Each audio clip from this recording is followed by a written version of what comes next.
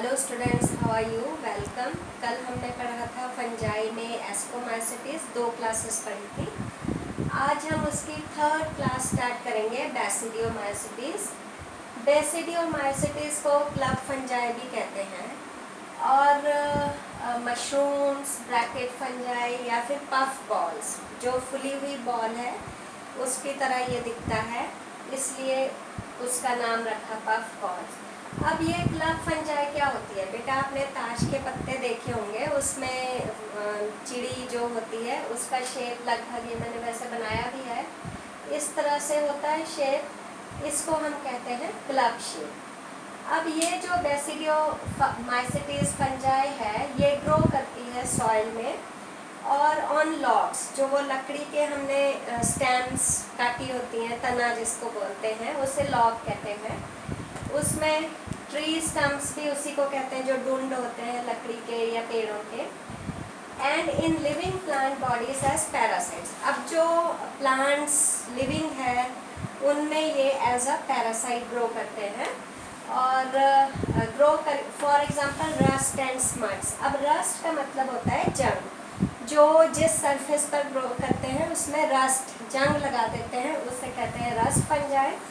और जो जहाँ पर ग्रो करके उसे मैला कर देते हैं, गंदा कर देते हैं, उन्हें कहते हैं स्मट फंजाई।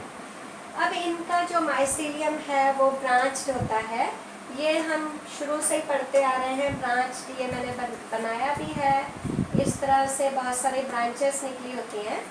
और सेप्टेट, सेप्टेट का मतलब ये डिवीज़न जो हुई होती है उसे कहते हैं सेप्टेट फंजाई।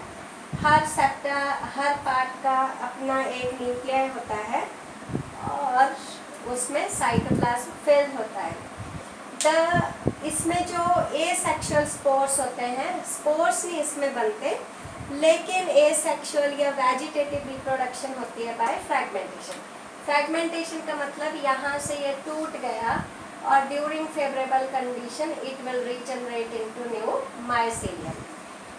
अब सेक्स ऑर्गन्स इसमें, जैसे हायर मेंबर्स जो होते हैं प्लांट्स के, उनमें सेक्स ऑर्गन्स डेवलप होते हैं, तो इनमें सेक्स ऑर्गन्स एब्सेंट होते हैं, लेकिन इनमें प्लास्मोगैमी होती है। प्लास्मोगैमी वही तो, प्लास्मोगैमी का वैसे मीनिंग क्या है कि सेल के प्रोटोप्लाज्म आपस में फ्यूज हो जाते हैं, उसे कहते हैं प्लास्मोगैमी।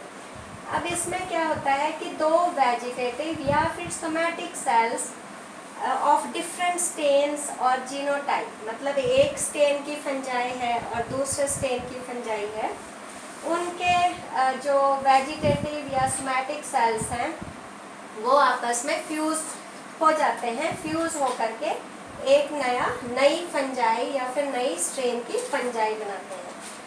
अब ये सोमैटिक सेल्स क्या होते हैं बेटा? जो नॉर्मल बॉडी सेल्स होती है उन्हें कहते हैं सोमैटिक सेल्स, और जो जैसे वेजिटेटिव सेल्स क्या होते हैं? स्पेशलाइज्ड सेल्स होते हैं जो रिप्रोडक्शन कर सकते हैं, उन्हें कहते हैं वेजिटेटिव सेल्स। अब ये जो फ्यूज़न के बाद जो स्ट्रक्चर बनेगा वो डाइकैरियोटिक होता है। इतना हमने पहले पढ़ा था कि डाइकैरियोटिक मतलब कि 2 सेल फ्यूज हुए, उनका प्रोटोप्लाज्म फ्यूज हुआ, लेकिन उनका न्यूक्लियर अभी ऐसे ही 2 ही रहते हैं, फ्यूज नहीं होते, उसे हम कहते हैं डाइकैरियोटिक सेल या फिर डाइकैरियोफेज। तो इसमें स्ट्रक्चर पहले डाइकैरियोटिक बनता है, फिर जब फ्यूजन कंप्लीट हो जाती है दोनों की तो बनता है न्यू स्ट्रक्चर जिसे हम कहते हैं बेसिडियम। ये नाम याद रखना। अब बेसिडियम बन गया, फिर क्या हुआ? कैरियोगैमी भी हुई, मीन्स न्यूक्लियर फ्यूजन हो गया, और न्यूक्लियर फ्यूजन के बाद मियोसिस होती है। इतना हमने कल भी पढ़ा था। मियोसिस होती है, मियोसिस से बनते हैं 4 बेसिडियोस्पोर्स। ठीक है बेटा? 2 सेल थे डाइकैरियोट, उससे फिर जब मियोसिस हो गई तो 4 हैप्लॉइड स्पोर्स बने या हैप्लॉइड सेल्स बने। सपोज यहाँ पर अगर ये 20 क्रोमोसोम नंबर है तो मियोसिस का मतलब क्रोमोसोम नंबर हाफ हो जाते हैं, तो इन 4 सेल्स में 10 क्रोमोसोम्स होंगे, जब ये 10 क्रोमोसोम वाले सेल्स फिर से फ्यूज होंगे तो फिर से ये 20 क्रोमोसोम वाले सेल्स बना लेंगे। अगर आपको ये नहीं समझ आता तो आप जनरली ऐसे याद रख लेना कि मियोसिस होगी और मियोसिस के बाद 4 सेल्स बनेंगे। अब ये जो सेल्स बने इन्हें कहते हैं बेसिडियोस्पोर्स। अब ये जो बेसिडियोस्पोर्स हैं, ये बेसिडिया के, सपोज ये बेसिडियम है, इसके बाहर एक्सोजीनसली मतलब बाहर बनते हैं और फिर ये बेसिडिया जो है फ्रूटिंग बॉडीज में अरेंज हो जाते हैं, जिसे कहते हैं बेसिडियोकार्प। तो फॉर एग्जांपल ये हमारा पूरा एक फ्रूटिंग बॉडी है बेसिडियोकार्प। इसमें ये बना बेसिडियम के बाहर बने बेसिडियोस्पोर्स। तो ऐसे याद रखना कि ये हुआ बेसिडियोकार्प, इसमें ये बेसिडियम है, बेसिडियम के ऊपर बने बेसिडियोस्पोर्स। ये इसका बेसिकली स्ट्रक्चर होता है बेसिडियोकार्प। ये हुआ बेसिडियम, स्पेलिंग आपने पूरे कर लेना, और ये हुआ बेसिडियोस्पोर्स। अब इनका एग्जाम्पल जरूर याद रखना है। एनसीईआरटी की बुक में वैसे ये 3 एग्जाम्पल है, ये तो आपने रखना ही रखना है, आपको नीट में भी पूछेंगे।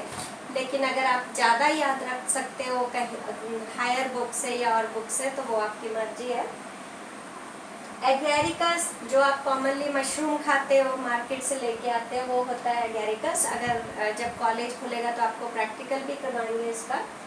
अस्टिलैगो जो स्मट, वो गंदा करने वाली ये फंगस होती है। पक्सीनिया जो रस्ट कॉज करती है, उसे कहते हैं रस्ट फंजाई। ये मैंने आपको अब फिनोटाइप क्या होता है बेटा, जो बाहर के करैक्टर्स होते हैं, जैसे कलर ऑफ योर हेयर्स या फिर योर आईज या फिर colour of your skin, physical characters जो होते हैं उसे कहते हैं फिनोटाइप। लेकिन इन करैक्टर्स को डिसाइड कौन करता है, हमारे अंदर जीन्स प्रेजेंट होते हैं। जीन्स डिसाइड करते हैं कि colour of hair should be black और वाइट और वॉट एवर, सो उसे कहते हैं जीनोटाइप। हर ऑर्गेनिज्म का अपना एक जीनोटाइप होता है, ठीक है, अलग अलग होते हैं हर ऑर्गेनिज्म के जीनोटाइप। मेरा जीनोटाइप किसी और के जीनोटाइप से मैच नहीं करेगा। अब नेक्स्ट जो हमारी फंजाई है, उसे नेक्स्ट जो चौथी टाइप ऑफ या चौथी क्लास की फंजाई की, उसे कहते हैं